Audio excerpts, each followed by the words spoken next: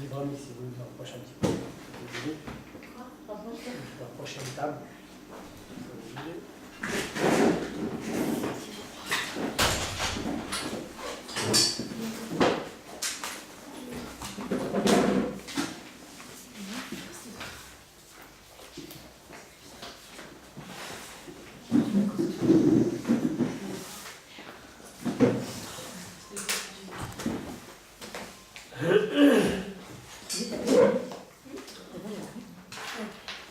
La semaine dernière, ma poète était très haute, on avait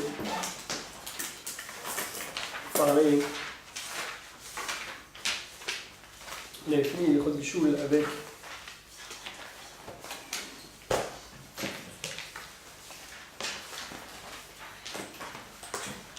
l'utilisation de chaude par le robinet pendant Shabbat. On avait dit que utiliser de l'eau chaude pendant Shabbat du robinet, et dans ça, un problème de cuisson. Pourquoi? Pas à cause de l'eau chaude qu'on retire, parce que l'eau chaude qu'on retire, elle est déjà cuite. On avait expliqué que tous les systèmes d'eau chaude qu'il y a dans les maisons, dans les immeubles, dans les maisons privées, marchent avec une bonbonnière, un grand ballon d'eau rempli d'eau chaude, un grand ballon sous lequel il y a une résistance électrique qui réchauffe tout ce ballon d'eau chaude. Et il y a dans cette bonbonnière-là, dans ce ballon-là, il y a deux tuyaux. Il y en a un pour tirer de l'eau chaude. Quand on ouvre l'eau chaude chez nous à la maison, alors il y a un tuyau qui nous fait passer de l'eau chaude jusqu'à notre robinet. Et il y a, de l'autre côté de cette bonbonnière, un tuyau d'entrée d'eau. Et automatiquement, à chaque fois qu'on tire de l'eau chaude chez nous à la maison, qu'on ouvre le robinet d'eau chaude, alors on entraîne automatiquement une entrée d'eau froide qui va pénétrer dans ce grand ballon, dans cette grande bonbonnière. Donc en utilisant de l'eau chaude chez nous à la maison, en ouvrant le robinet d'eau chaude chez nous à la maison, on va entraîner une cuisson d'eau froide, d'eau crue, d'eau qui n'a jamais été cuite, qui va pénétrer en fait dans ce ballon et donc qui va cuire. Non seulement si cette bonbonnière est allumée, c'est-à-dire qu'en fait la résistance qui est en dessous elle est allumée, donc elle cuit. Donc c'est évident qu'en tirant chez moi de l'eau chaude, je vais entraîner de l'eau froide qui va rentrer et donc qui va tomber dans cette bonbonnière qui est posée sur le feu, sur une résistance qui se tient en tout. Mais on avait dit que même si j'ai éteint chez moi le boiler, cette bonbonnière, j'ai éteint la résistance de cette bonbonnière en Shabbat, il est aussi interdit pendant Shabbat d'utiliser de l'eau chaude chez nous à la maison. Parce que comme on vient de le dire, quand je vais tirer chez moi, quand je vais ouvrir chez moi de l'eau chaude, il y a tout de suite de l'eau froide qui va rentrer. Exactement la quantité d'eau chaude que je vais tirer, je vais entraîner en fait une entrée d'eau froide qui va pénétrer. Cette eau froide, elle va tomber dans quoi? Dans cette grande bonbonnière. Cette grande bonbonnière a un statut de clérichonne. Pourquoi? Parce qu'en dessous de cette bonbonnière, il y a une résistance qui l'a réchauffée. Même quand on l'éteint, cette bonbonnière, elle reste clérichonne. C'est un clérichonne, c'est un grand clérichonne. Et donc en fait, il y a de l'eau froide qui va pénétrer alors dans un grand clérichonne qui est bouillant. L'eau elle est encore chaude, là-bas ça marche comme un thermos, ça préserve la chaleur de cette eau. Et donc l'eau froide qui va rentrer, elle va tomber dans de l'eau bouillante qui est clérichonne. Et donc en fait, je vais cuire de l'eau dans un clérichonne pendant Shabbat, ce qui est aussi interdit par la Torah. C'est la raison pour laquelle on n'aura pas le droit d'utiliser, de tirer chez nous de l'eau chaude pendant Shabbat, parce qu'automatiquement on entraîne une entrée de froide qui va cuire dans cette grande bonbonnière. Très bien. Donc dans ça on cuit pendant Shabbat. Donc on ne peut pas utiliser chez nous, ouvrir le robinet d'eau chaude pendant Shabbat. Non seulement quand on a deux poignées, alors on n'a pas le droit d'ouvrir la poignée d'eau chaude. Il faut faire attention aussi quand on a un robinet à poignée unique, de bien mettre la poignée du côté d'eau froide. Pourquoi? Parce que même si je ne la mets pas totalement du côté chaud, je la mets au milieu, et donc ce que je veux obtenir, mademoiselle Waki, ça va être de l'eau tiède. Oui, quand on met ça au milieu, c'est ni chaud ni froid entre les deux. Mais ça ne veut pas dire qu'en fait que je n'ai pas tiré de l'eau chaude de la bonbonnière d'eau chaude. Pourquoi j'obtiens de l'eau tiède, mademoiselle Waki? Pourquoi quand je mets au milieu de la poignée unique Quand je les mets au milieu, ni du côté froid, ni du côté chaud. La chauffer les parois. Ça prend Non, pourquoi durant le robinet j'ai de l'eau qui sort tiède? Ça veut dire que j'ai pas tiré de l'eau chaude ou j'ai tiré de l'eau chaude mais elle s'est mélangée avec de l'eau froide en chemin? C'est-à-dire que Bémet j'ai tiré de l'eau chaude. Sauf que avant de sortir de mon robinet, elle s'est mélangée avec un peu d'eau froide que j'ai aussi ouvert, n'est-ce pas? Mais l'eau chaude que j'ai dû retirer de là-bas, elle va entraîner une entraînée d'eau froide. Donc même si c'est pas totalement du côté de l'eau chaude, il m'est interdit d'ouvrir cette eau chaude, même au milieu de ce robinet-là, parce que j'entraîne une quantité plus petite, mais j'entraîne une sortie d'eau chaude, et donc contre cette sortie d'eau chaude, j'entraîne de l'eau froide qui va rentrer, etc. Et donc je vais cuire pendant le Shabbat. C'est la raison pour laquelle on doit faire attention avant d'ouvrir le robinet à poignée unique, de bien le mettre du côté froid pour pas tirer ne serait-ce qu'un petit peu d'eau chaude, et donc d'entraîner dans ça une cuisson d'eau crue, d'eau froide pendant le Shabbat. On avait dit la semaine dernière qu'il en est de même pour un système qui marcherait avec le soleil, les panneaux solaires. Mais aussi, quand je tire de l'eau chaude, j'entraîne une entrée d'eau froide dans ce grand ballon-là, et qui va cuire par une dérivée du soleil, qui va cuire par ces eaux qui ont été cuites par le soleil, ce qui est aussi interdit d'ordre rabbinique, parce que ça ne va pas cuire par le feu, par le soleil, mais par le soleil. Pas par le soleil même, par une dérivée du soleil, par l'eau qui a été cuite par le soleil, donc c'est une continuité du soleil, et donc c'est interdit d'ordre rabbinique. On avait dit qu'en cas de besoin, comme pour un enfant qui est considéré comme un malade d'un point de vue pratique, les besoins d'un petit enfant sont considérés comme les besoins d'un malade, pas d'un malade qui est dangereux, pas d'un malade qui va mourir, mais d'un malade chez En Bosakana qui n'est pas en risque de mourir. Et dans le cas d'un malade, il y aurait de quoi demander, se tourner vers un arabe pour savoir est-ce qu'on aurait le droit, pendant Shabbat, s'il y a besoin de lui ouvrir de l'eau chaude, pour le changer ou quoi que ce soit, est-ce qu'il y aurait le droit de l'ouvrir avec un chinouille? Vous savez c'est quoi un chinouille? Un cachon, pas comme on a l'habitude, pas avec un il y aurait de quoi demander, dans des cas pareils, que c'est d'ordre rabbinique, et c'est pour un enfant, et je ne le fais pas de façon comme il faudrait le faire. Est-ce qu'il y aurait de quoi permettre ça? Il y aurait de quoi demander à un arabe, Bezrat Hashem, Shelot Itztaru, s'il y a besoin, alors on demandera à un arabe. Avec ça, on avait fini la semaine dernière les Ilchot Bishul, et on avait entamé des décrets d'ordre rabbinique qui nous touchent, le réchaud des plats pendant Shabbat, qui d'un point de vue technique, on les rencontre lors de Shabbat quand on veut réchauffer des plats. Alors on avait dit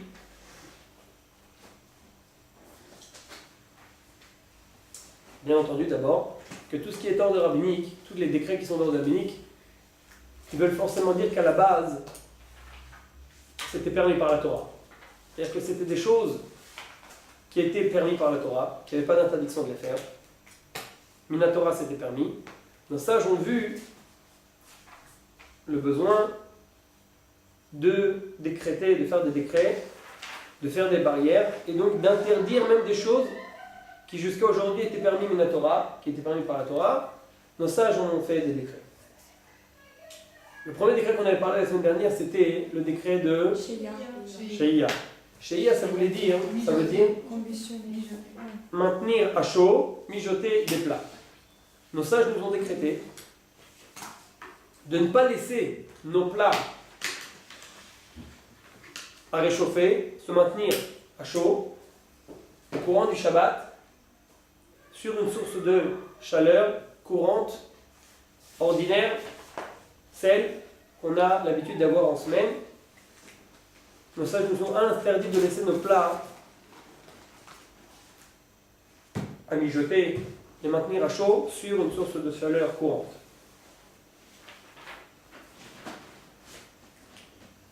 Sous prétexte, nos sages ont craint que si bien on laissait nos plats se réchauffer sur une source de chaleur courante, comme on a en semaine le gaz, ou le feu électrique, ou le four, peu importe, alors nos sages ont craint que, par erreur, on serait incité au courant de Shabbat, dans différents cas, en cas de besoin, d'augmenter l'intensité de la chaleur. Des fois, Shabbat, on voit qu'un plat, avant d'être servi, il a besoin qu'on lui redonne un petit coup de... le mettre à ébullition avant de le servir. On pense que c'est bien, c'est bon pour la soupe, je ne sais pas quoi. Nos sages ont dit, si tu laisses mijoter tes plats, ta soupe, pour le Shabbat, au courant du Shabbat, sur une source de chaleur courante, sur le gaz, il est à craindre que pendant le Shabbat, par erreur, tu viennes augmenter l'intensité, la quantité de gaz. Ce qui va alors,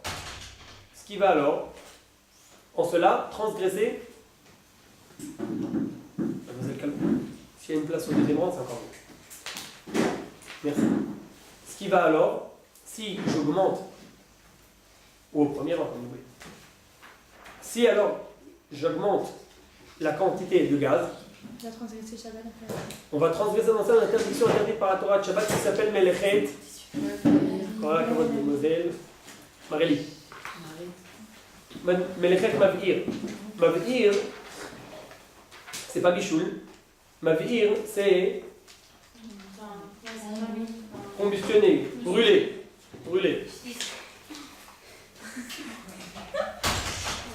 Mademoiselle Thérèse, vous avez une place si vous voulez, premier rang.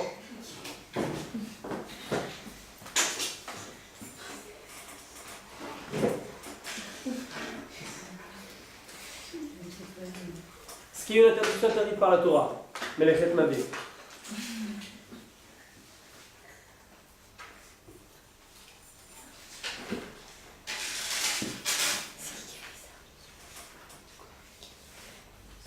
C'est la raison pour laquelle nos sages nous ont décrété que si on veut maintenir nos plats à chaud et les laisser sur une source de chaleur au courant du Shabbat, on est obligé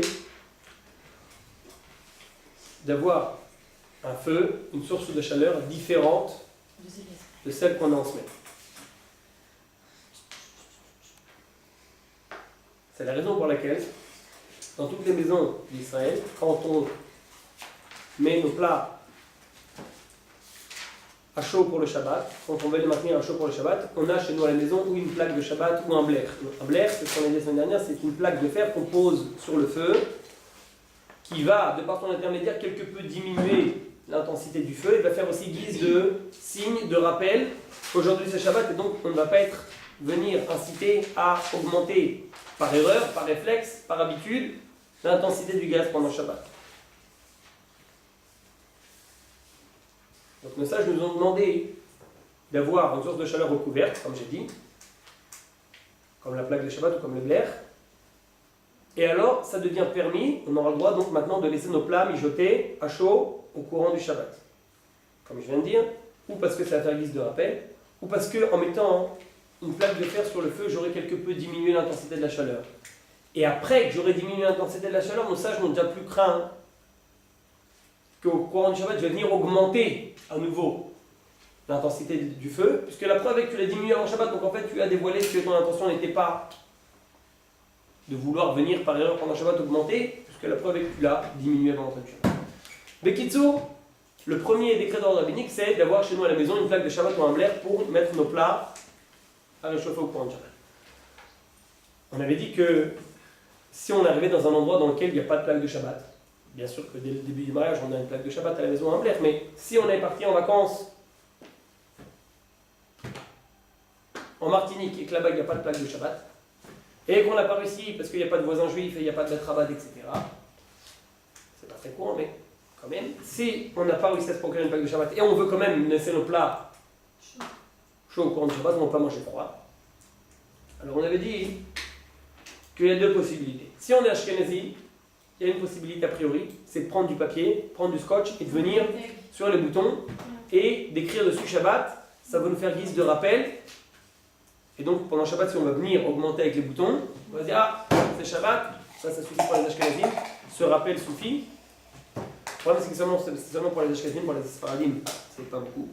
C'est la raison pour laquelle on a dit que pour les sfaradim, la seule permission qui est écrite dans le Shulchan Aruch, sur laquelle on peut se reposer en cas de grand besoin, comme je viens de dire qu'on n'a pas de plaque de Shabbat, c'est de s'assurer, de toute façon, en général, c'est souvent comme ça, mais c'est que le plat il a déjà été cuit à moitié au moins, avant Shabbat.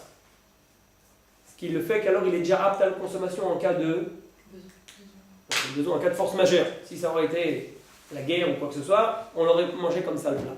Donc ça, je me disais alors que si c'est un plat qui se consomme déjà tel quel, il est déjà apte à la consommation en moins en cas de force majeure. Alors il n'est plus à craindre que pendant Shabbat par erreur tu vas venir être incité à augmenter l'intensité du feu, puisque de toute façon je suis calme, je ne suis pas sous pression, mon plat se mange même comme ça. Donc c'est pas si grave que ça s'il n'arrive pas plus que ça. À partir du moment où on a obtenu ce degré de calme et de rassurance, alors dans ça je non plus crains que par erreur je vais venir augmenter l'intensité de chaleur et donc ça devient permis aussi pour les Sfaradim. C'est pas une permission les khatrila, c'est pas a priori, c'est seulement en cas où on ne s'est pas procuré de plaque de Shabbat ou de blech avant Shabbat. Mais comme j'ai dit, les khatrila, tout le monde a chez lui à la maison pour mettre les plats à la chauffe. On peut aussi se faire un blech artisanal. On peut prendre la plaque du four, le Moselle Calvo, on la retourne sur le gaz, on laisse le gaz allumé, on la retourne sur le gaz, et alors on aura une plaque de Shabbat en fait pour Shabbat, et là ça devient permis. Donc on pourra après poser nos plats, les khatri là-dessus. Je ne sais pas si c'est bien pour la plaque du four, c'est à vous de demander aux mécaniciens, mais si c'est bon. Alors on peut. Avec ça, pour les carottes, on avait fini la semaine dernière le premier décret d'ordre d'avenir qui s'appelle. On avait ensuite parlé du deuxième décret d'ordre d'avenir qui s'appelle Mirze Kembachel. Mirze Kembachel, ça veut dire mademoiselle Lévi. Mirze en hébreu, ça veut dire vu, assimilé, comme un acte de cuisson. Mirze Kembachel, c'est pas en hébreu Mirze, mais ça n'en a rien. Mais peu importe, ça veut dire que un décret d'ordre unique sous lequel on n'a pas le droit, pendant Shabbat, de prendre un plat, même déjà cuit à 100%. Un plat dans lequel il n'y a pas de crainte de cuisson interdite par la Torah pendant Shabbat. Un plat déjà cuit. S'il y a de la sauce, il est bouillant. Et s'il n'y a pas de sauce, il est déjà cuit à 100%. Mais qu'il soit un plat dans lequel il n'y a pas d'interdiction par la Torah de cuire, il est déjà cuit à 100%. Nos sages sont venus et ont décrété de ne pas venir au courant du Shabbat et le poser sur la source de chaleur que tu as chez toi à la maison au courant du Shabbat, sur le feu pendant Shabbat. Sous prétexte qu'en venant et posant sur le feu pendant Shabbat un aliment, même déjà cuit, dans lequel il n'y a pas de crainte de cuisson interdite par la Torah, tu serais, entre guillemets, vu, assimilé, tu fais un acte qui ressemble à un acte de cuisson pendant Shabbat, et ça nos sages ont interdit pendant Shabbat.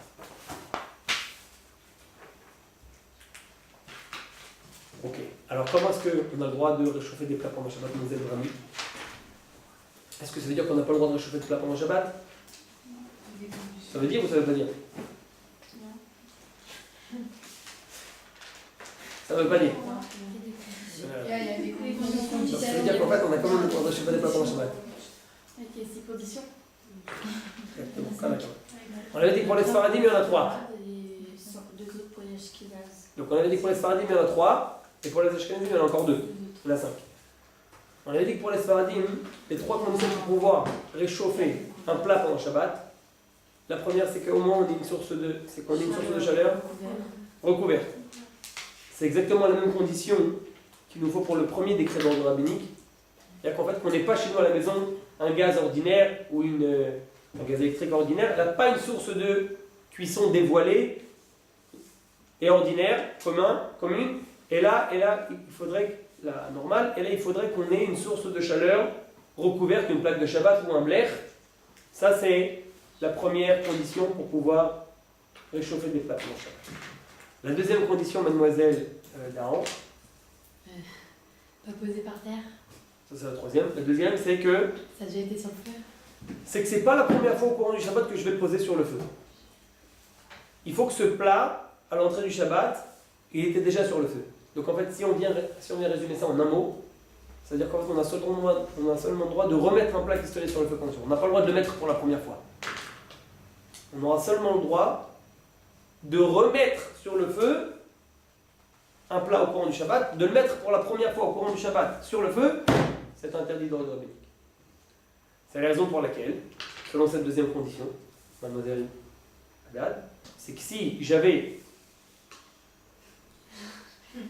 un bout de poulet frigidaire. Depuis avant Shabbat. Même avec un petit peu de gelée, qui est devenu solide au frigidaire. Et donc maintenant je le sors du frigidaire, donc vous pouvez avec un peu de gelée, et j'aimerais le réchauffer sur le feu. Il est déjà cuit à 100%. La gelée, il n'y a pas de problème non plus, vous vous souvenez pourquoi? Parce que comme elle est devenue solide du frigidaire, elle a maintenant un statut de solide. Donc solide déjà cuit à 100%, il n'y a pas de problème qu'il soit froid d'un point de vue de bichou, je parle. D'un point de vue de bichou, il n'y a pas de problème qu'il soit froid. J'aimerais maintenant pour mon Shabbat venir et le poser sur la plaque pendant Shabbat, selon cette deuxième condition qu'on vient de dire, qu'il faut que les plats ils étaient déjà sur le feu avant du Shabbat. Bah, oui, s'il était déjà avant, oui. Il n'était pas, il était au frigidaire, tu vois, c'est ce que je veux dire. Depuis avant Shabbat. Moi, depuis avant Shabbat. On peut pas le connaître quand même. Donc je vais mettre, à cause de cette deuxième condition, on ne pourra pas le mettre sur le feu d'ordre rabbinique. Mademoiselle Sebag, c'est clair? D'un point de vue bichou, il n'y a pas. Pourquoi? Parce que c'est déjà cuit à 100%. Le peu de gelée qu'il y a, il a un statut de solide. Donc de ce qu'on a pris d'un point de vue bichou, le Minatora, c'est permis. Mais d'ordre rabbinique, ce sera interdit. Pourquoi? Oui, correctement. Parce qu'à l'entrée du Shabbat, il ne se tenait pas sur le feu. Troisième condition, Mademoiselle Calvo, vous vous en souvenez? Ouais. Quand la Mademoiselle Calvo. Troisième condition, c'est que à la base, c'est que j'ai une source de chaleur couverte. Et ce plat, il se tenait déjà sur le feu à l'entrée du Shabbat, mais je ne l'ai pas posé par terre. C'est pas très courant aujourd'hui de poser le plat par terre, à l'époque c'était plus courant, mais en tout cas, je n'ai pas posé cette marmite par terre. Je peux la poser au frigidaire, je peux la poser sur une table, je peux la poser, Mademoiselle Haddad, sur le marbre de la cuisine, mais pas par terre. Et après, j'aurai le droit de la remettre sur le feu. Pour les Ashkenazim, on a dit qu'il y avait en plus de ça deux conditions, Mademoiselle. Mademoiselle. Waki. Il y a encore une condition pour les Sfaradim. Pour les Ashkenazim, excusez-moi. Il y en a encore deux. La première, c'est pour Mademoiselle Waki. Quand j'ai retiré du feu, j'avais pas l'impression de. J'avais ou j'avais pas? J'avais. C'est quand je l'ai retiré du feu, Mademoiselle Haddad, j'avais. L'attention de le remettre.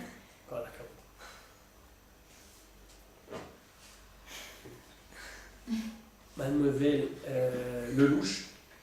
Et la dernière condition pour les Ashkenazim, c'est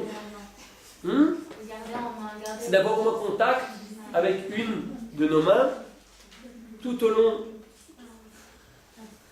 du temps où cette marmite n'est pas sur le feu. Il faut que j'ai au moins un contact avec au moins une des mains pour pouvoir le mettre. On avait dit la semaine dernière que même pour les Ashkenazim, les deux dernières conditions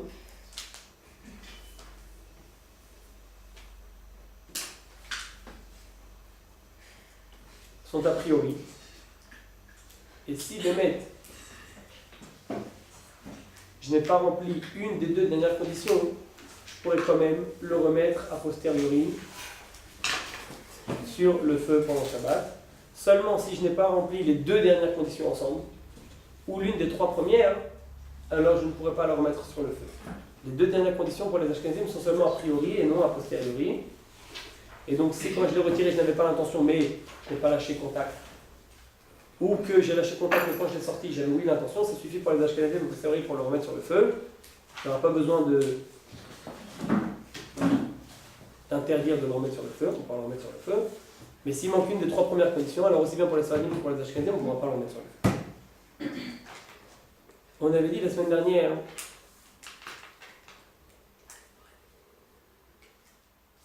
que selon l'avis de deux poskim contemporains de notre époque,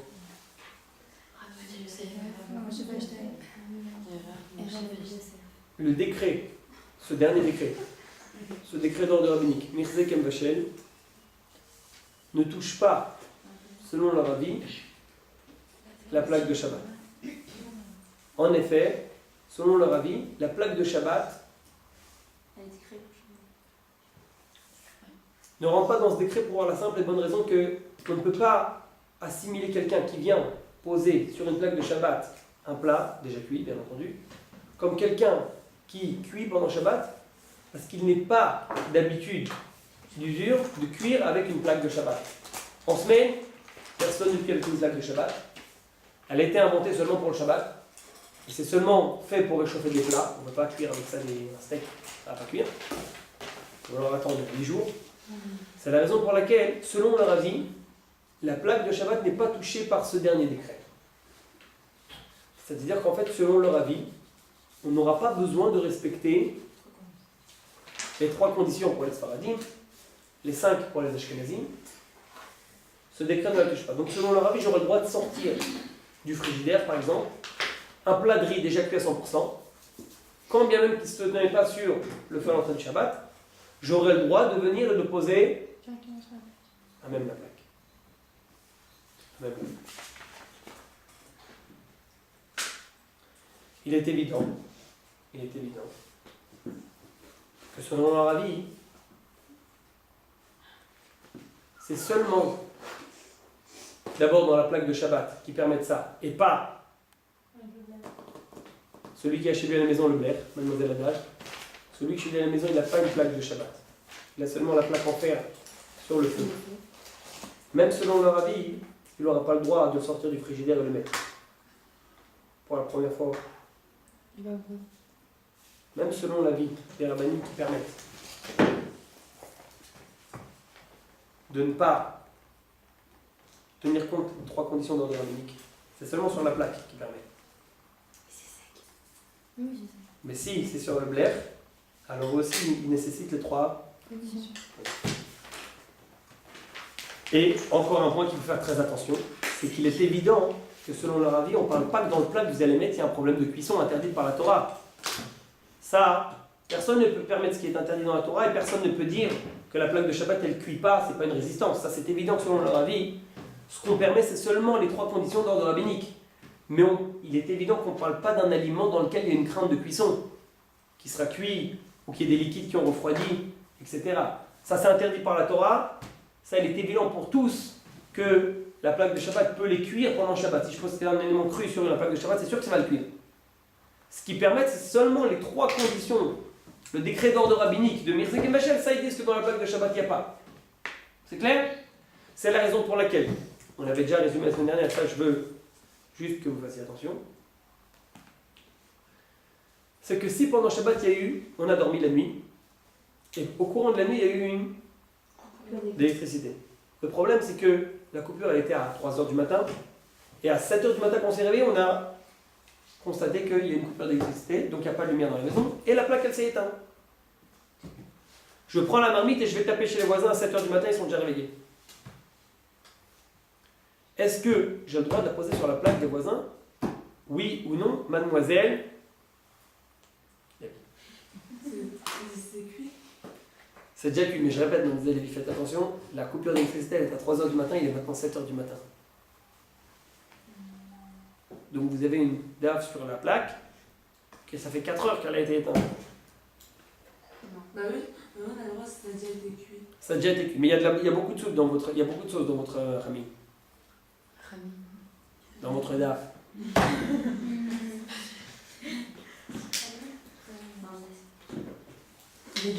Elle a refroidi la sauce.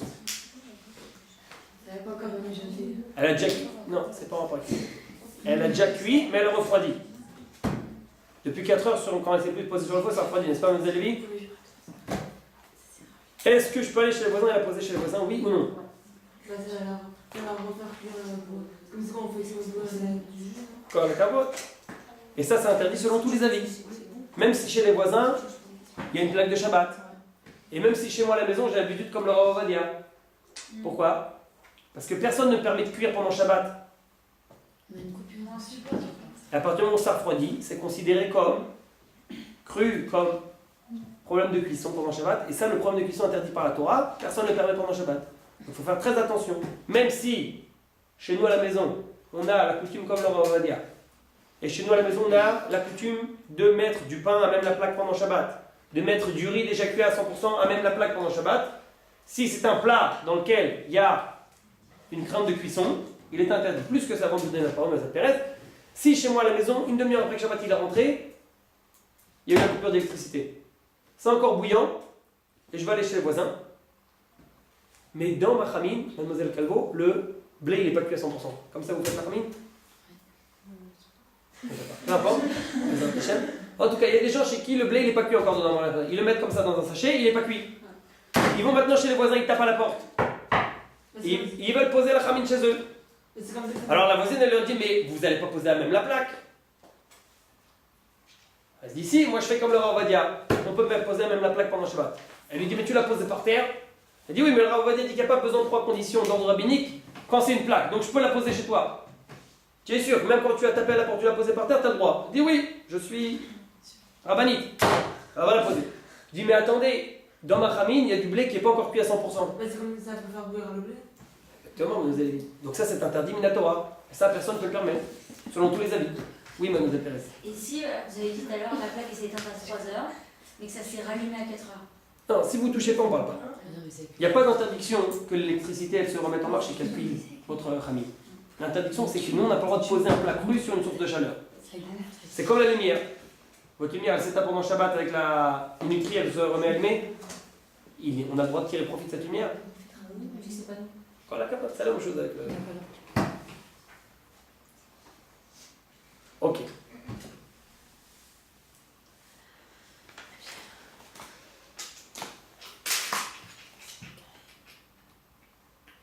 Dernière question.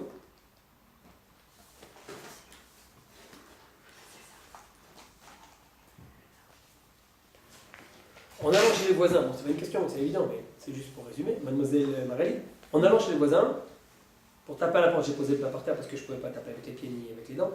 Et quand j'arrive chez les voisins, mon plat il est encore chaud, bouillant, il n'y a pas de problème de cuisson, tout va très bien. D'un point de vue minatora, il n'y a pas de problème de cuisson. Mais quand je vais aller chez les voisins, je constate qu'en fait les voisins n'ont pas de plaque de Shabbat. Ils ont seulement la plaque de fer. Et je l'ai posée par terre. Est-ce que je peux la poser sur le feu? Bah, qu'un sport. Quand la carotte. À même le blaire, ça va être interdit. Même selon le Rav Ovadia. Pourquoi? Parce que Que je l'ai posé par terre. C'est cuit. C'est cuit. Non, dingue ça. C'est cuit, ça veut dire qu'il n'y a pas de problème il n'y a pas de problème de cuisson pendant le Shabbat interdite par la Torah. Mais le décret d'ordre rabbinique de ne pas poser à même la source de chaleur après l'avoir posée par terre, il existe.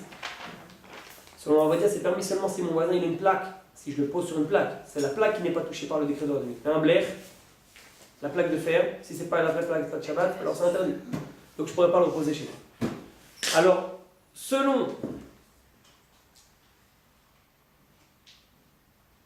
tous les poskim, même pour la plaque de Shabbat, et selon le Rav Ovadia, quand c'est un blaire, alors comment je fais pour pouvoir le chercher chez les voisins, mademoiselle Brami?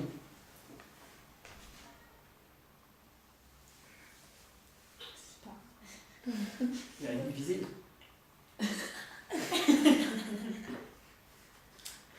Disons que je vais selon la majorité des poskim qui interdisent de poser même la plaque pendant Shabbat, quelque chose que j'ai posé par terre. En allant chez les voisins, je l'ai posé par terre, je ne pouvais pas. Donc maintenant j'arrive chez les voisins, je ne peux pas le poser même la plaque. Je ne peux pas le réchauffer du tout, vous avez quelque chose à me proposer? Bien sûr. Voilà, capote. Vous pouvez retourner une assiette et la poser sur la plaque. Ou retourner un plateau, la poser sur la plaque. Et la poser sur la marmite de vos voisins. Et donc ça devient permis, c'est bon?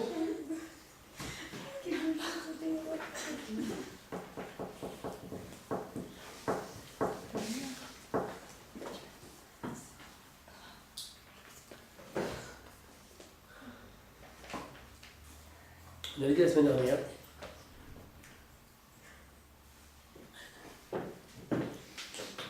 que d'un point de vue ilchatique, il faudrait aller, selon la majorité des poskim, qui pensent que même la plaque de Shabbat est touchée par le décret d'ordre rabbinique, et donc il faut respecter les 3 conditions avant.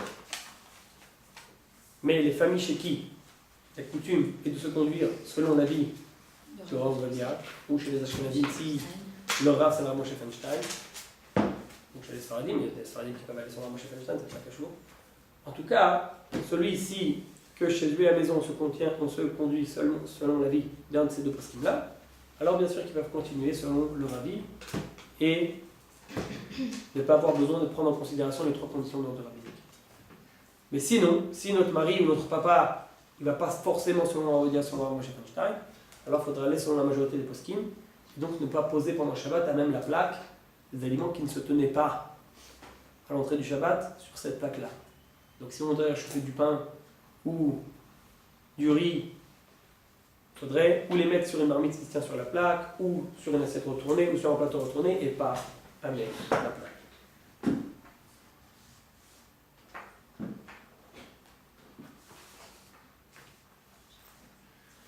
Donc, Bachouat et Kavat, dans ça je finis le point de la semaine dernière. Mademoiselle Sebag, il faut faire attention que donc maintenant pendant Shabbat, d'un point de vue technique, et ça faut développer les réflexes, quand on vient poser, Mademoiselle Waki,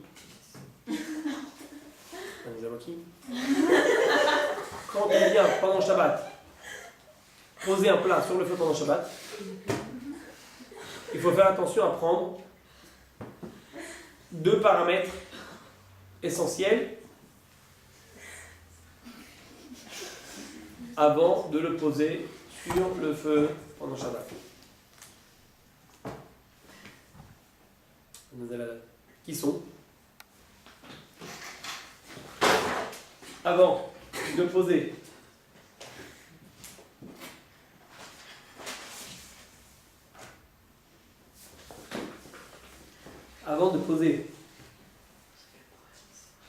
sur le feu pendant Shabbat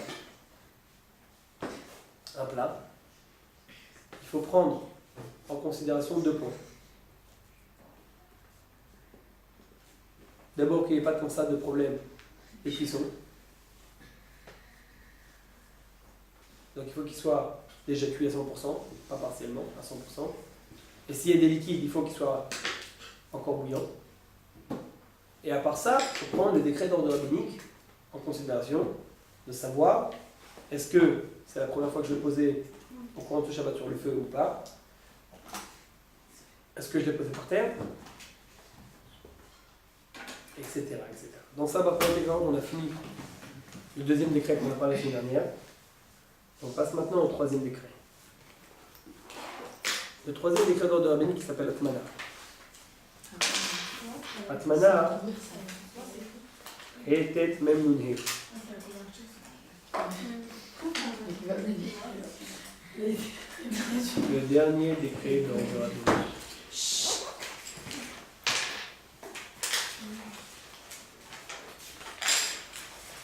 Il s'appelle Atmana.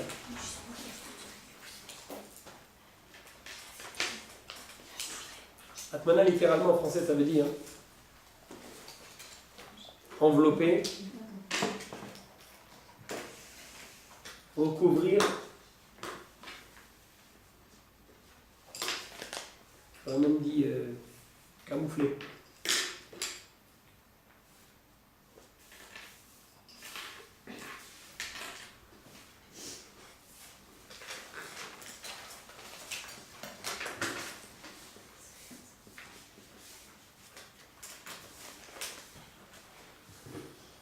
Atmana, ça veut dire prendre un plat pendant Shabbat, un aliment, et l'envelopper avec une matière, avec un tissu, pour pouvoir le réchauffer ou maintenir la chaleur.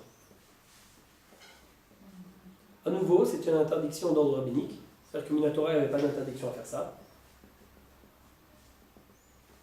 Et nos sages nous ont décrété cet interdit. Il y a deux sortes de atmanot pendant Shabbat.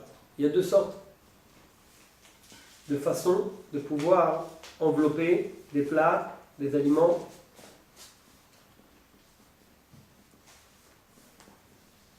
La première, elle s'appelle Atmana Bedavara Mosif Even.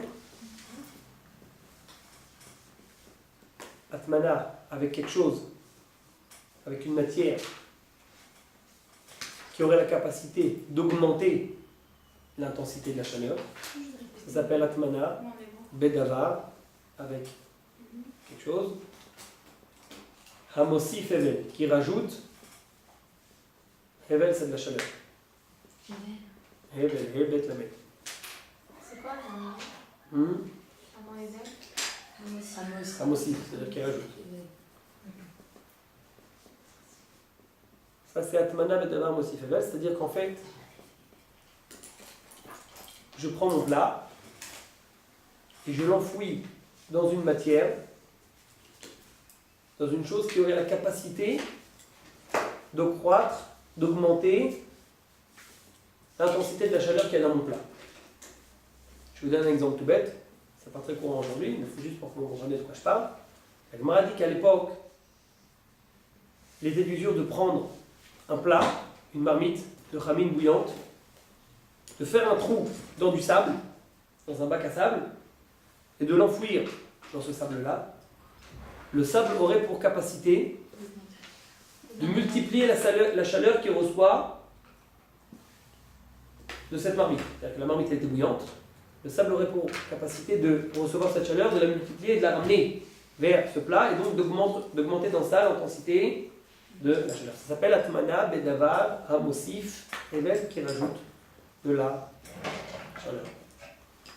Ça, c'est une première sorte d'Atmana. On va en parler tout de suite après d'un point de vue technique et courant. Qu'est-ce qu'aujourd'hui nous touche? Ce qui est courant chez nous. Dans l'Atmana, Bedavar, Hamosif, Hevel. Il y a une deuxième sorte de Atmana qui s'appelle Atmana, Bedavar, chez Eno, Mosif, Hevel. Atmana, Bedavar, dans une chose, dans une matière qui n'aurait pas la capacité d'augmenter la chaleur. Bedavar chez Eno Mosif Hevel. Et ça, c'est un exemple pas shoot. Vous prenez une marmite, vous la retirez du feu, vous la retirez de la plaque de Shabbat. C'est quoi ça? Et après l'avoir retiré du feu, on vous dit qu'en fait les invités vont arriver dans une demi-heure. Maintenant, vous ne voulez pas la remettre sur le feu. Alors, vous prenez une couverture en laine que vous avez reçue en héritage de votre grand-mère et vous enveloppez votre plat dans cette couverture en laine. Cette couverture en laine, elle ne va pas avoir la capacité de croître la chaleur qui est dans ce plat, n'est-ce pas? Elle va seulement la maintenir. Donc, ça va être une atmana bedavar chez enomosif qui ne rajoute pas de la chaleur, mais qui la maintient. Ça va la maintenir sans rajouter.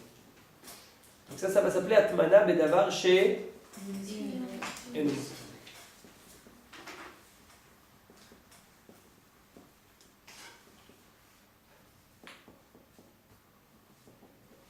Toutes ces interdictions pendant Shabbat,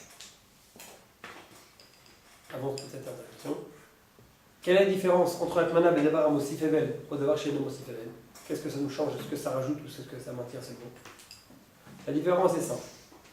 Il est écrit dans la Gemara que si tu as fait une Atmana Bedavar chez Mosif Hevel, si tu enveloppes pas ton plat dans quelque chose qui va rajouter de la chaleur, qui va croître, qui va augmenter l'intensité de la chaleur, c'est interdit de l'envelopper dans cette matière-là même avant Shabbat.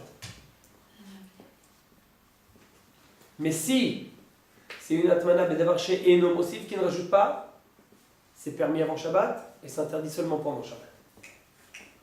Je répète, la différence qu'il y a entre Atmana Bedavar Amosif Hevel ou Atmana Bedavar chez Eno Mosif Hevel, c'est quelque chose qui rajoute et quelque chose seulement qui maintient. C'est, est-ce que c'est interdit même avant Shabbat, oui ou non?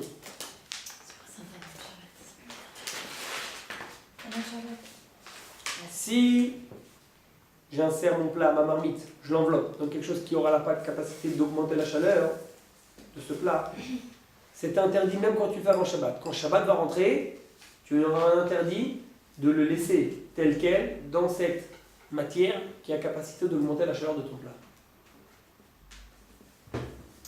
Mais si c'est une couverture ou autre chose qui n'a pas la capacité d'augmenter la chaleur, alors quand tu le fais avant Shabbat, tu peux laisser ça au courant du Shabbat, il n'y a pas de mal. Seulement pendant Shabbat, il t'est interdit de venir et d'enfouir dans ces couvertures-là. Est-ce clair?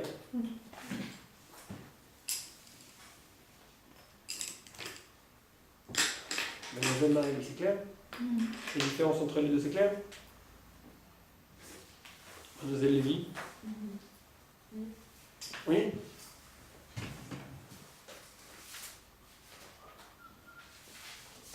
Mademoiselle Marie?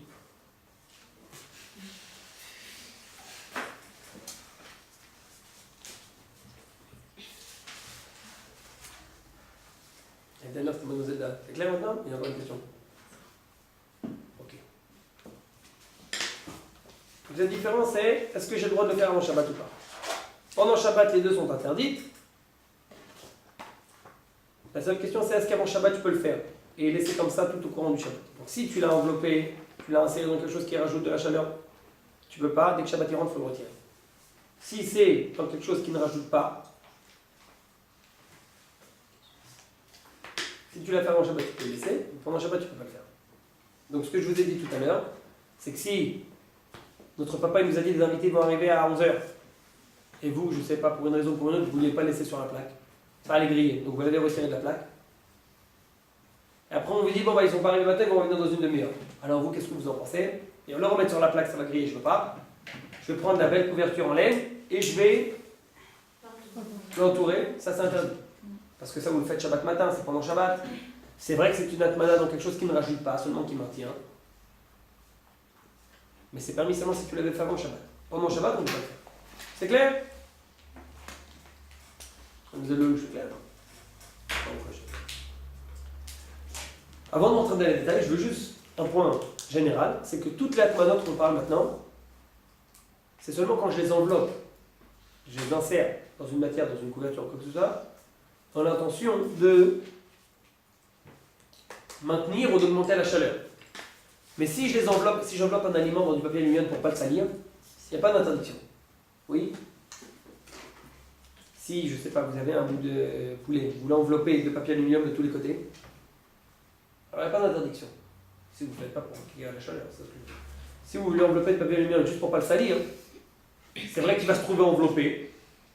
À partir du moment où il n'est pas enveloppé pour la chaleur, pour la préserver, pour la maintenir ou pour l'augmenter, il n'y a pas d'interdiction à envelopper un aliment dans du papier aluminium. Donc, attention est seulement de ne pas le salir. Manos de loi qui c'est clair, n'est-ce pas? Évident. Très bien. Commençons par Kovat Ikerot avec la Atmana Bedavar Amosif.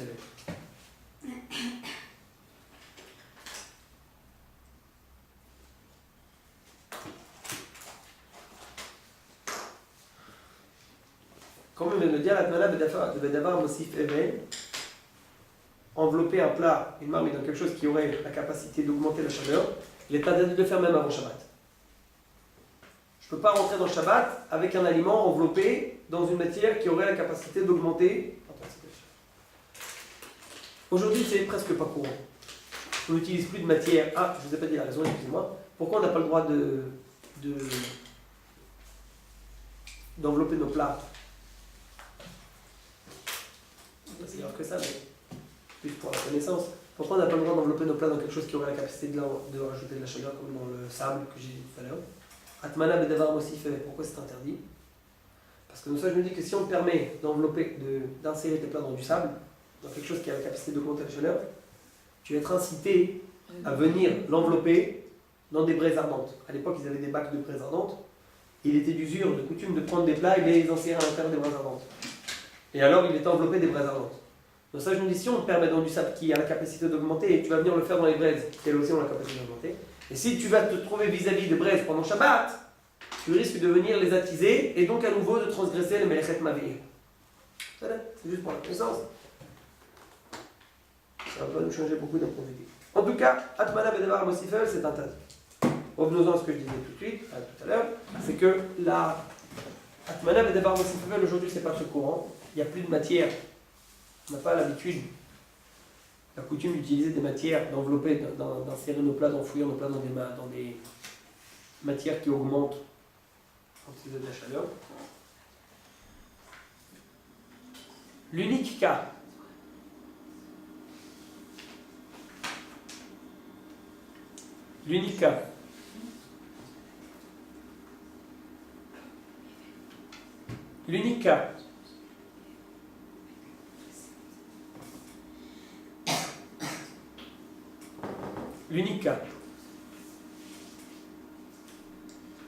dans lequel on rencontre de nos jours une Atmana Bedavar aussi famille, de façon courante je parle, c'est de prendre une marmite de la Khamim par exemple, la poser sur le feu, sur la plaque de Shabbat, de prendre des couvertures et de la recouvrir. Ça va s'appeler Atmana Bedavar Mosif. Pourquoi? Parce qu'en fait, on va bénéficier de l'association de la plaque de Shabbat, qui elle a la capacité d'augmenter la chaleur. Et je vais bénéficier aussi des couvertures qui vont entourer ma marmite, l'envelopper. Et donc en fait, par le jeu des deux ensemble, je vais réussir à créer une atmana bedavar amosif. Ils sont en trop en chair. C'est presque le seul cas courant de nos jours. Je répète, vous prenez une plaque de Shabbat, comme dans la plupart des maisons d'Israël. Vous mettez dessus votre khamim. Après, vous prenez avec une couverture et vous enveloppez la couverture en laine, de mémé. Et vous enveloppez le plat, tous les côtés. Vous la posez sur la plaque avant Shabbat. Vous avez alors obtenu une atmana bedavar amosif. Pourquoi? C'est vrai que la couverture en elle-même, mademoiselle Haddad, c'est vrai que la couverture en elle-même, elle n'a pas la capacité d'augmenter la chaleur. Mais du fait que maintenant elle est posée sur une plaque, qui elle dégage de la chaleur, et que je ne l'ai pas seulement posée sur la plaque, je l'ai aussi enveloppée de tous les côtés par la couverture. Donc j'ai une atmana, un enveloppement de par la couverture, qui a la capacité d'augmenter la chaleur de par la plaque qui se tient en dessous. Donc en fait, par le jumelage des deux ensemble, j'ai réussi à créer une atmana bedavar qui est donc interdite même depuis avant Shabbat.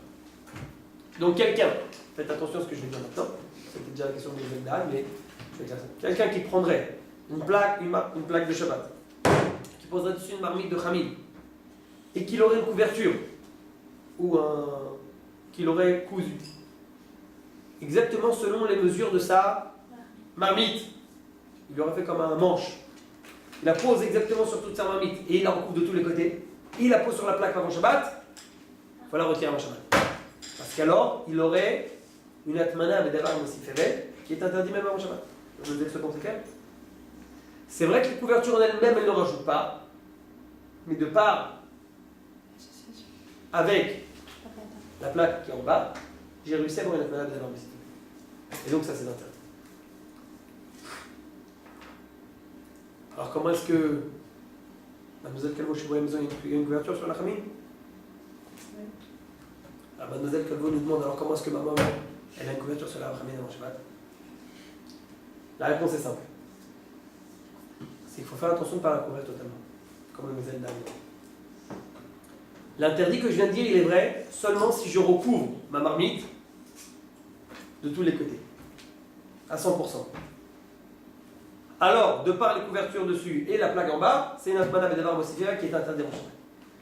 Mais si je ne la retourne pas de tous les côtés, et là je laisse une partie de la marmite dévoilée, sans couverture, elle est posée sur la plaque, mais elle n'est pas enveloppée, recouverte de par la couverture, alors c'est permis. Je n'ai pas le droit de laisser un demi-centimètre de dire ah, c'est pas recouvert jusqu'en bas donc c'est permis. Il faut qu'il y ait une partie de la marmite non négligeable, un tiers, un quart de la marmite qu'on voit en bas qui n'est pas recouverte de couverture. C'est-à-dire qu'on a posé la couverture dessus, elle est posée sur le couvercle, Mademoiselle Marélie. La couverture, elle, tombe sur les côtés, mais on voit bien une partie claire et nette de la marmite en bas qui n'est pas recouverte par des couvertures. Alors ça ne s'appelle pas une atmana bedavar amosif, donc ça c'est permis. C'est bon? Et donc c'est l'explication de la coutume très connue, très répandue, que chez la plupart des familles d'Israël, il y a des couvertures sur la plaque, sur la khamim, depuis avant Shabbat, c'est permis.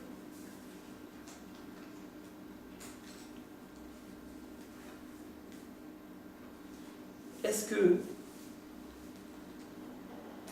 j'ai le droit, c'est clair jusqu'à là pour tout le monde? Est-ce que j'ai le droit, c'est avant Shabbat, j'ai pas mis la couverture de Mademoiselle Pérez, de venir et de la couvrir pendant Shabbat? Avant Shabbat, Mademoiselle Haddad, j'ai oublié de mettre la couverture. Il faut la mettre la couverture, c'est la coutume chez nous à la maison. Il faut la mettre. Mais j'ai oublié de le faire avant Shabbat.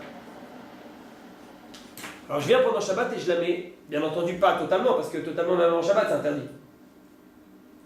Je la mets Mademoiselle Haddad seulement.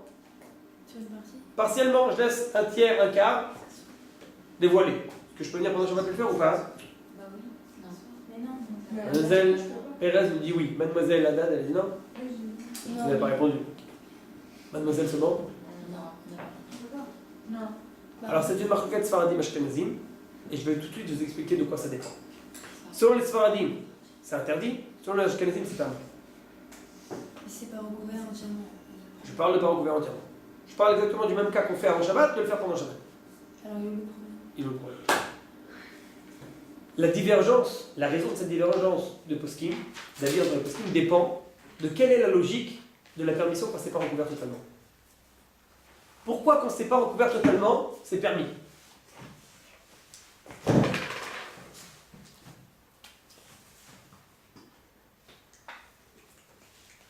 Une des logiques est de dire qu'à partir du moment où c'est pas recouvert totalement, ça s'appelle pas atmana. Ça s'appelle pas enveloppé. Ça s'appelle pas recouvert de tous les côtés. L'interdiction de nos sages était d'envelopper un plat complètement. Mais à partir du moment où tu l'as pas enveloppé tout le monde, ça s'appelle pas du tout atmana. C'est comme si qu'il est totalement découvert. Donc selon cet avis-là, il n'y aurait pas d'interdiction de le faire aussi pendant Shabbat. Puisqu'à partir du moment où tu ne le fais pas totalement, c'est comme si il n'est pas du tout enveloppé. Donc s'il n'est pas du tout enveloppé, j'ai rien fait. Donc il n'y a pas d'interdiction. Telle est l'avis de la coutume des poskim ashkenazim. Selon les Sfaradim, quand je ne le recouvre pas totalement, ça ne veut pas dire que je ne l'ai pas du tout recouvert. Quand je le recouvre seulement partiellement, ça veut juste dire que je le descends d'un échelon. Je le descends d'un grade.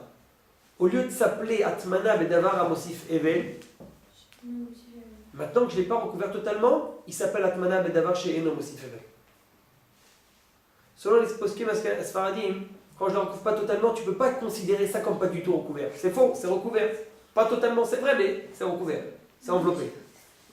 Selon les Sfaradim, selon les poskim Ashkenazim, quand je ne la recouvre pas totalement, elle va descendre, cette Atmana que j'ai fait, d'un degré, d'un grade. Et au lieu de s'appeler, comme à la base, une Atmana Bedavar Mosif Evel, parce que ça va être difficile de la plaquer en dessous comme on était bon, elle va s'appeler seulement une Atmana Bedavar chez Eino Mosif Evel. Tu ne rajoutes pas. Et donc, comme on a dit ça tout à l'heure, la Atmana Bedavar chez Eino Mosif Evel, elle est seulement permise avant Shabbat, mais pas pendant Shabbat. Donc selon les Sfaradim, je ne pourrais pas faire ça pendant Shabbat. Est-ce clair, mademoiselle Haddad?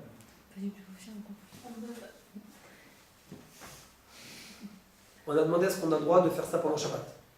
Quelqu'un qui aurait obligé de mettre la couverture sur la famille avant Shabbat, il vient pendant Shabbat, après que Shabbat il rentre 5 minutes après Shabbat, il me demande est-ce que je peux mettre la couverture, oui ou non. Alors on a dit que c'est une divergence d'avis entre les poskim Sfaradim et Ashkenazim. Selon les Ashkenazim et selon les poskim Sfaradim, c'est interdit. On a seulement expliqué la logique de chacune de ces deux avis. De chacun de ces deux avis. On a dit que selon les poskim ashkenazim, à partir du moment où je ne recouvre pas ça totalement, c'est considéré comme pas du tout recouvert. C'est comme si je ne l'ai pas du tout enveloppé. Parce que selon leur avis, l'interdiction d'envelopper, c'était seulement si je le faisais de tous les côtés. Mais à partir du moment où je ne le fais pas de tous les côtés, ça ne s'appelle pas du tout enveloppé. Et si c'est considéré comme pas du tout enveloppé, il n'y a pas de problème de faire ça pendant Shabbat, puisque ça ne s'appelle pas que tu l'enveloppes. L'interdiction de ça, j'étais d'envelopper des aliments, je n'ai pas enveloppé, donc c'est permis. Donc pour les Ashkenazim, c'est permis de faire pendant Shabbat. Pour les Sfaradim, quand je l'enveloppe, pas de tous les côtés, mais seulement partiellement,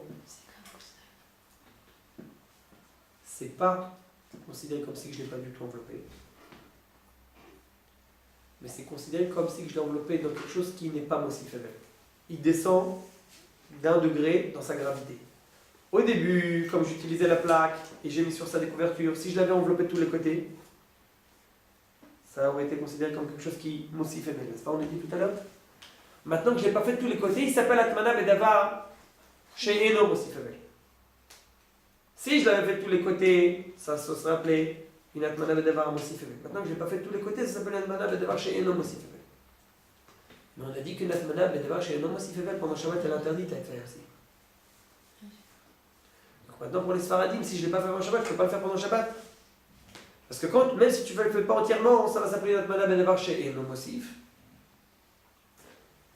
Et d'avoir une Atmana dans quelque chose qui n'est pas Mosif, C'est permis seulement si tu l'avais fait avant Shabbat, mais pas pendant Shabbat. Donc je répète, sans l'explication maintenant, de le faire avant Shabbat, de recouvrir notre marmite avec les couvertures avant Shabbat. Si je le fais de tous les côtés, c'est interdit selon tous les avis. Si je le fais hermétiquement, je la recouvre hermétiquement de tous les côtés, ma marmite, c'est interdit selon tous les avis. Si je la recouvre partiellement, c'est permis selon tous les avis quand je le fais avant Shabbat. Aussi bien Sfaradim que Ashkenazim. De venir et de le faire pendant Shabbat, partiellement, selon les Ashkenazim c'est permis, selon les Sfaradim c'est interdit. Est-ce clair? Mademoiselle Lelouch. L'interdiction de maintenir, c'est pour les mêmes raisons que celle de... Oui. Non, c'est pas exactement la même raison, mais ça va pas beaucoup. La raison était que, pourquoi c'est interdit pendant Shabbat? Il parlait de maintenir. Oui. La Gemara dit qu'il est à craindre que tu vas arriver pendant Shabbat, que tu vas la trouver froide.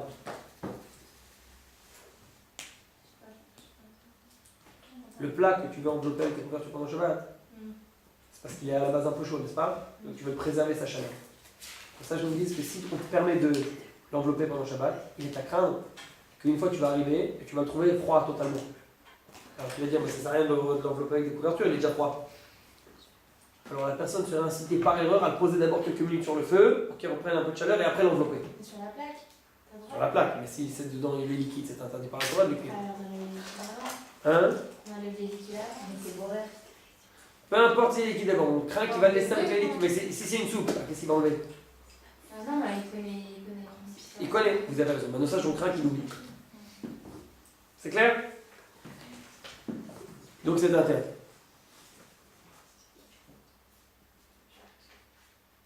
Donc ça, je crains l'habitude, le réflexe. C'est comme si on lui permet de façon automatique de venir pendant Shabbat et d'envelopper ses plats avec une couverture, il va s'habituer à ça. Et à long terme, il risque de venir et de faire ça de façon automatique. Le problème, c'est que si des fois ça va être froid, il va dire mais je fais ça pour rien, et par erreur, il sera incité à faire ça.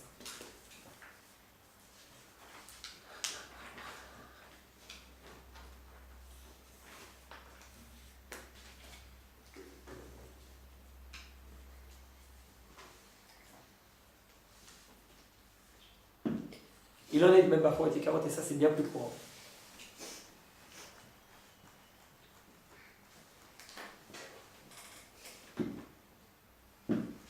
Avant de passer à ça, la personne qui a oui recouvert ses plats avant Shabbat avec la couverture. Mademoiselle Daron. La personne qui a oui recouvert ses plats avant Shabbat avec la couverture. Il n'a pas mis de tous les côtés parce que ça c'est interdit, n'est-ce pas? Il a mis seulement partiellement. Elle est tombée au cours du Shabbat. Je l'ai posée avant Shabbat, mais elle est tombée. Les enfants sont joués, ils sont passés à côté, elle est tombée. Ou j'ai découvert, elle est tombée par terre, je ne sais pas, peu importe. Elle est restée 5 minutes sans couverture. Est-ce que je peux la remettre ou pas? Ça, c'est permis selon tous les avis. Puisque le décret de nos sages était seulement de venir l'envelopper pour la première fois au courant du Shabbat. Mais si elle était déjà recouverte avant du Shabbat, il n'y a pas d'interdiction de la remettre.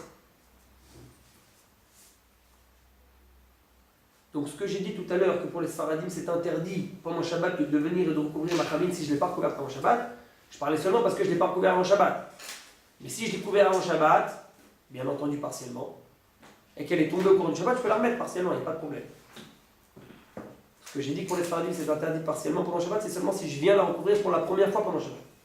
Mais si c'était avant Shabbat et que c'est tombé, je peux la remettre. C'est clair ça?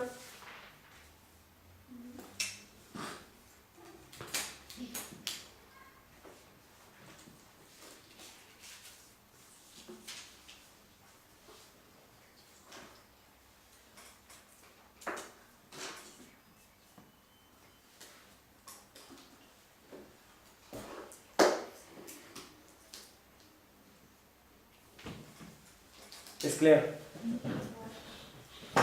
Oui? Vous êtes tout clair? Donc je répète, pour un Sfaradi qui n'aurait pas recouvert Mademoiselle Calvo avant Shabbat, Sachamim, il veut pendant Shabbat la recouvrir seulement partiellement, il a le droit? Voilà, Kavod. Mademoiselle Marélie, mais s'il a recouvert avant Shabbat et qu'elle est tombée? Voilà, Kavod. Dommage, vous êtes des Bachourot. Exemplaire. Un cas plus courant pendant Shabbat.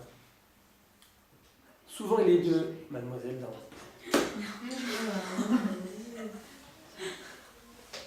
Vous êtes aussi exemplaire. Hein. Ce qui est plus courant dans le Shabbat. Est-ce qu'il est d'usure, de coutume, de prendre le pain et de le poser à réchauffer pour Shabbat? Il y a beaucoup de personnes qui n'aiment pas le pain froid. Alors qu'est-ce qu'ils font maintenant dedans? Ils réchauffent le pain. On peut ça. On peut ça. Comment on peut pendant le Shabbat? Bah, sur la... C'est pas glacé. Non, si c'est pas même la plaque. Mais si le pain il est comme Si c'est au-dessus, si c'est sur un plat qui Non, est avec chaud, du c'est pain, au-dessus. c'est différent. Ok. Moi je parlais avec enveloppement, mais là vous avez commencé sans enveloppement. Ok. J'ai du pain que je veux réchauffer pendant la plaque, pendant le Shabbat. Bachoua Tika, tout le monde est avec moi? Est-ce que j'ai le droit de venir le poser à même la plaque pendant le Shabbat? Mais vous êtes d'avant. Ça dépend. Si on suit la validation. Ah d'accord. Si on suit la validation, c'est permis. Si on va sur la majorité possible, ça fait. Je parle à même la plaque. De venir le poser sur la marmite qui se tient sur la plaque. J'entends mal. Selon tous les avis, on peut? Et si c'était avant? Une seconde. Mademoiselle Marélie, je prends du pain et je le pose sur la marmite qui se tient sur la plaque. C'est permis selon tous les avis ou pas? Bah oui. D'accord. Ma question est, c'est que sur la marmite il y a une couverture. On met sur la Et je viens et je faufile mon pain En dessous. sur la marmite, mais en dessous Ah non, ça fait être la couverture. Est-ce que ça, Entièrement. c'est permis ou interdit? Bah, pas comment c'est interdit. Alors une seconde. Si on le fait, mademoiselle, ce bag avant Shabbat, Avant Shabbat, il faut. Si on le fait avant Shabbat, Entièrement. entièrement c'est interdit, selon tous les avis. Partiellement, c'est permis selon tous les avis. Donc si je mets toute ma challah entière sous la couverture, entière sous ma couverture, c'est interdit selon tous les avis. Parce que c'est exactement comme la marmite entourée de tous les côtés. Non, c'est mademoiselle, c'est clair, n'est-ce pas? Si toute la challah vous la mettiez entière sous la couverture, c'est comme si vous avez mis un plat, vous l'avez mis entièrement recouvert sur une tramine, sur la plaque. Pourquoi? Parce que la plaque libère sa chaleur, elle passe par la marmite, et donc en fait mon pain il bénéficie d'une chaleur de la plaque. Et si je le recouvre de tous les côtés avec la couverture, alors je l'aurais enveloppé, j'aurais été matmin auto, totalement, de tous les côtés, bedavar chez mon sifevel parce qu'il bénéficie de la chaleur de la place, et donc ça s'assure même avant Shabbat. Ok, Pendant Shabbat, on a le droit? une seconde. Encore avant Shabbat, mais je le fais seulement partiellement, mademoiselle Moki. Je mets la moitié de la challah sous la couverture, la moitié, elle pend en dehors de la couverture.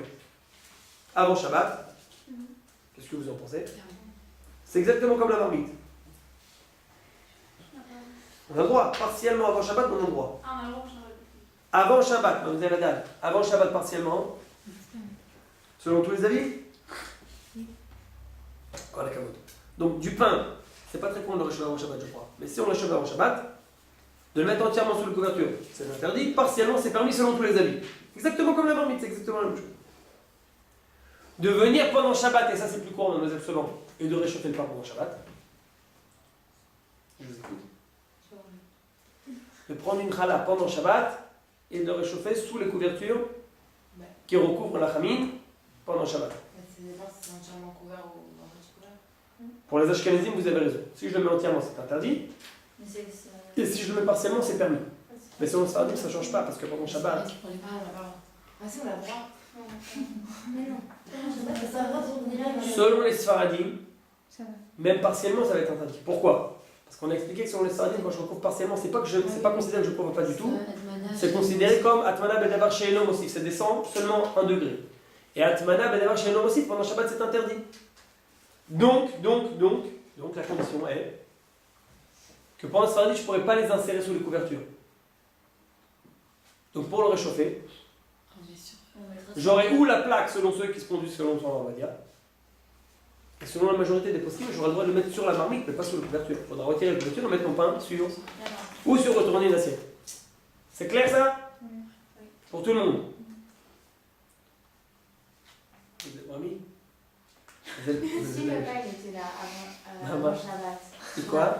Si le pain était sur la plaque avant Shabbat, j'ai le droit de le remettre sur la plaque. Non, ça va vous aider en quoi?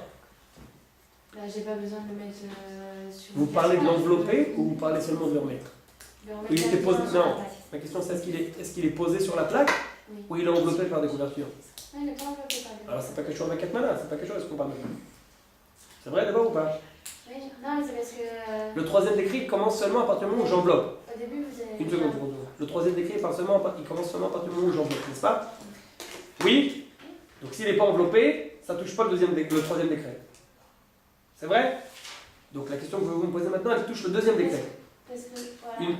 Parce qu'au départ, on a. Une seconde. Elle touche le deuxième décret ou non? Elle touche le deuxième décret. Maintenant, je vous Parce qu'on a dit, si on suit le Ravovadia, mais si les plaques elles étaient là avant, alors on suit tout le monde et on a le position. Vous avez raison, je suis quand même. Mais ça touche pas le décret. Ok, vous avez raison. Si vous avez posé sur le feu en Shabbat, il y a un train de Shabbat qui était posé sur le feu, vous l'avez retiré, voilà un peu, mais je ne sais pas si ça serait conseillé avec votre pain, stam d'un point de vue cuisson, ça risque de le griller, Non, au pire, on les de le met- sécher. On peut les mettre avant Shabbat, après on les retire tous. Et après vous les remettez. Après on les remet au moment où on en a besoin. C'est une bonne. Mais combien de temps il va rester avant le Shabbat? Il faut qu'il reste toute la shkia, tout le benach mashot. Ah, parce qu'il reste longtemps, il y a besoin de rester sur la Non, mais veille. l'entrée du Shabbat, on a un doute sur l'entrée du Shabbat. C'est de l'allumage des bougies, de 5 minutes avant la shkia, jusqu'à après la shkia. La shkia, des fois, c'est 20 minutes, 18 minutes. On va dire rester 25 minutes sur le feu, il risque de griller, ça vous de voir. Après, le Shabbat il est rentré, vous pouvez le retirer, le remettre. Et est-ce que si on l'a mis sur la casserole et qu'on l'a retiré, on a le droit de le remettre sur la plaque? Si on l'a mis sur la casserole, on l'a À retiré. l'entrée de Shabbat, on l'a mis sur la casserole. Est-ce que c'est considéré comme ça, on l'a mis sur la plaque? Non, et après, on doit le non, remettre sur la plaque? non. La preuve que c'est pas considéré que vous la posez en plaque, c'est que pendant Shabbat, vous avez le droit de le mettre a priori sur la marmite. C'est bon? Ok. Combien de temps on peut remettre la couverture? Enfin, si elle est tombée maintenant. C'est du 5 minutes, mais si elle est tombée trop L'important, c'est que ce soit pas la longtemps. première fois que je la mette. Si nous-mêmes on va retirer, si elle est pas tombée, on va la diminuer à quoi? Ça ne change pas. Le décret est seulement de venir pour la recouvrir pour la première fois.